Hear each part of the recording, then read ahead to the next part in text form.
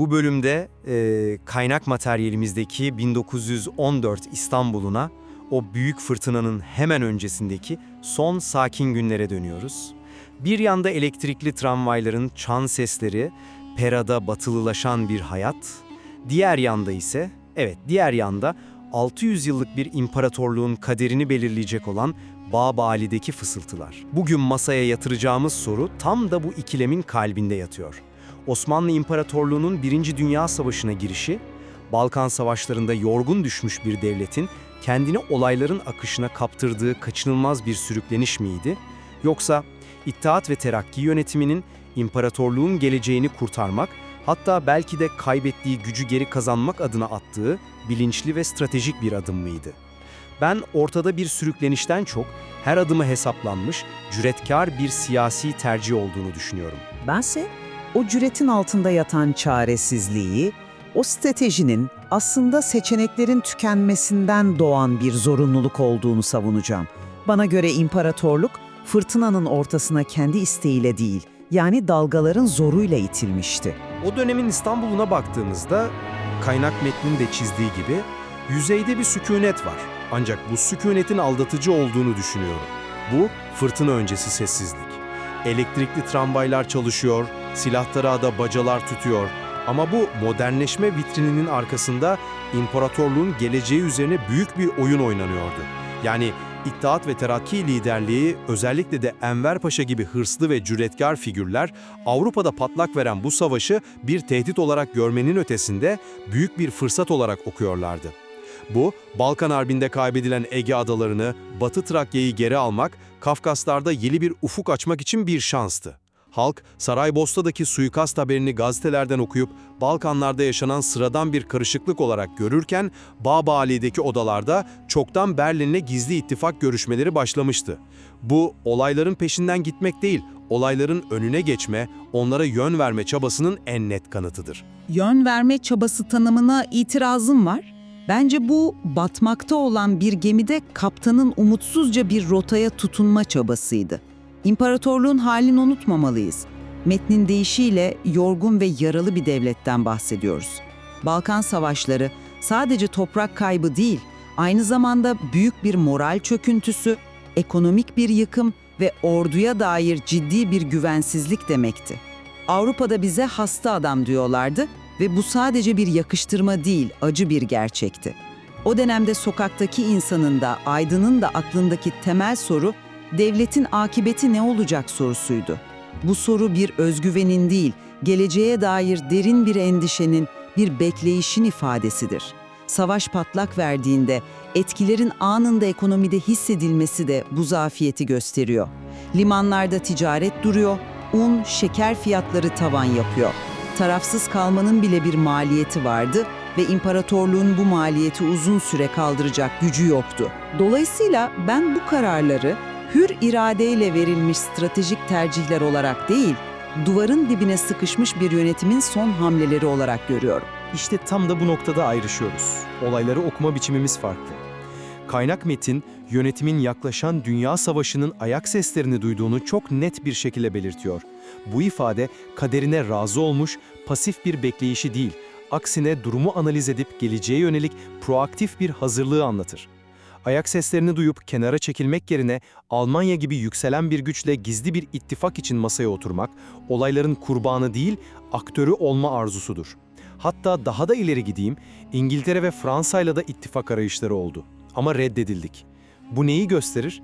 Yönetimin tüm seçenekleri değerlendirdiğini, kapıları çaldığını ve sonunda kendi çıkarlarına en uygun gördüğü kapıdan, yani Berlin'den içeri girdiğini.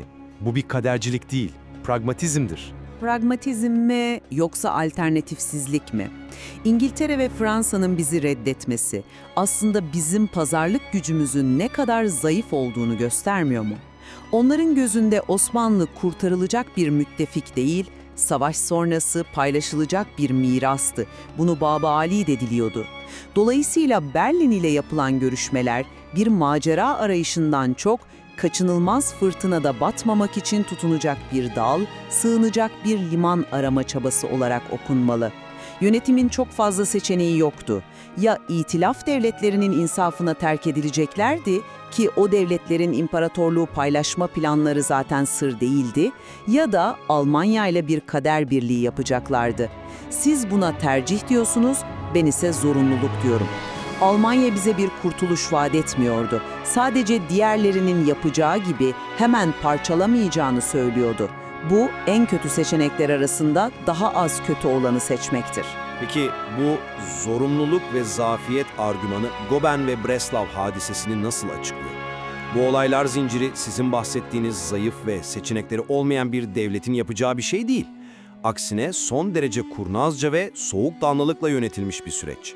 İki modern Alman savaş gemisi İngiliz donanmasından kaçıp Çanakkale Boğazı'na dayanıyor. Tarafsız bir ülkenin ne yapması gerekir? Ya içeri almayacak ya da silahsızlandırıp enterne edecektir. Biz ne yapıyoruz?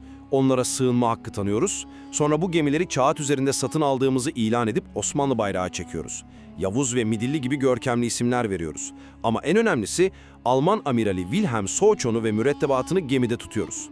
Bu uluslararası hukuku hiçe sayan açık bir provokasyon. Bu bir tesadüf olamaz. Bu savaşa girmek için mükemmel bir bahane yaratmaktır. Ben de bunun bir tesadüf olmadığını düşünüyorum ama sebebini farklı yorumluyorum. Bu bir kurnazlık değil, bir oldu bittiyle karşı karşıya kalma durumu. O iki Alman gemisinin Çanakkale Boğazı'na dayanması, imparatorluğu geri dönülmez bir yola sokan fiili bir durum. Bir fait accompli yarattı. Düşünün o anki baskıyı. Gemileri geri çevirmek, ittifak arayışında olduğunuz tek güç olan Almanya'yı tam savaşın başında karşınıza almak demekti. İçeri almaksa tarafsızlığı açıkça ihlal etmekti. Bab-ı kelimenin tam anlamıyla iki ateş arasında kaldı. Satın alma formülü bu sıkışmışlıktan kurtulmak için bulunan son derece acemice bir diplomatik manevraydı. Asıl kontrol kaybıysa sonrasında yaşandı. Ne gibi bir kontrol kaybı? Bence her şey son derece kontrollüydü. Hiç de değil. O gemiler Yavuz ve Midilli adlarıyla ama Alman komutasıyla Karadeniz'e açılıp Rus limanlarını, Sivastopol'ü, Odessa'yı bombaladığında sizce bu karar gerçekten Enver Paşa'nın tek bir emriyle mi oldu? Yoksa İstanbul'daki Alman askeri ve siyasi misyonunun baskısı Amiral Suchov'un oldu bittisiyle mi gerçekleşti? Kendi donanmanızdaki bir geminin sizin tam olarak onaylamadığınız bir anda savaşı fiilen başlatması, gücün değil, zafiyetin ve kontrol kaybının en büyük göstergesidir. Yönetim, başlattığını düşündüğü bir süreci kontrol edemez hale gelmişti. Bu planlı bir provokasyondan çok, olayların kontrolden çıktığı devasa bir kriz yönetimi hatasıdır. Kriz yönetimi hatası mı?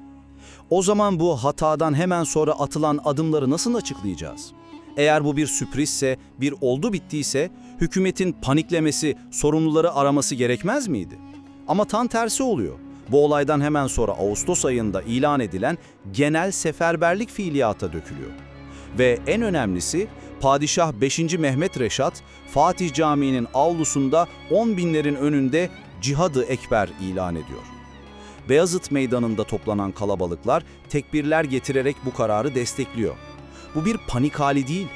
Bu, alınan siyasi kararın toplumsal bir meşruiyet zeminine oturtulma çabasıdır.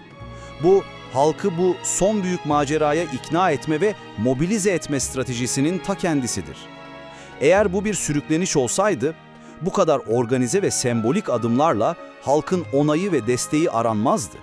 Bu, bilinçli bir siyasi projenin topluma sunulması ve kabul ettirilmesidir. Bir meşruiyet çabası olduğu doğru, buna katılıyorum.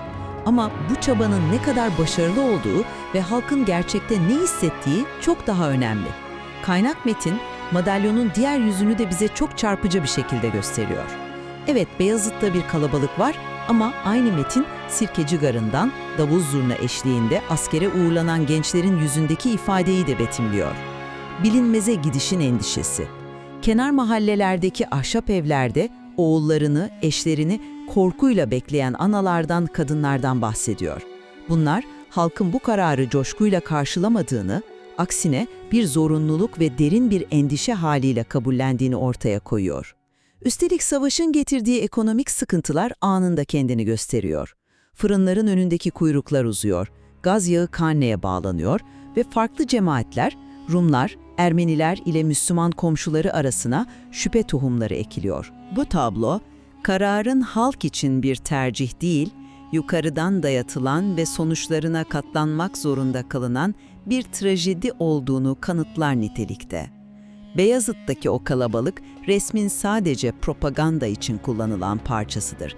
Sessiz çoğunluğun endişesi ise çok daha derin ve gerçektir. Toparlamak gerekirse tüm bu kanıtları bir araya getirdiğimde vardığım sonuç şu. 1914 sonbaharında Osmanlı yönetimi olayların peşinden çaresizce sürüklenen pasif bir gözlemci değildi. Aksine imparatorluğun çöküşünü tersine çevireceğine inandığı son derece riskli ama her adımı düşünülmüş bilinçli bir siyasi kumar oynadı. Gizli ittifak görüşmelerinden Goben ve Breslau hadisesinin bir savaş gerekçesine dönüştürülmesine, Cihad-ı Ekber ilanından halkın mobilize edilmesine kadar her şey bir sürüklenmeden çok kasıtlı bir tercihe işaret ediyor. Bu rüzgarda savrulan bir yaprak değil, fırtınanın tam kalbine yelken açarak rüzgarı kendi lehine çevirmeye çalışan cüretkar bir kaptanın hikayesidir. Ben ise o kaptanın gemisinin zaten su aldığını ve fırtınanın yönünü seçme gibi bir lüksü olmadığını düşünüyorum. İmparatorluğun iç ve dış koşulları, yöneticilerin manevra alanını neredeyse tamamen ortadan kaldırmıştı. Verilen karar, tercih kelimesinin içerdiği özgür iradeden ve gerçek alternatiflere sahip olma lüksünden yoksundu. Bu, zaten batmakta olan bir gemiyi belki kurtulur umuduyla fırtınanın tam ortasına sürmekten farksız, çaresiz ve mecburi bir adımdı. Olaylar, yönetimin niyetinden ve planlarından çok daha büyüktü ve onları da önüne katıp sürükledi. Görüldüğü gibi 1914 İstanbul'un o kader günlerine dair her iki bakış açısı da kaynak metindeki farklı gerçekliklere dayanıyor.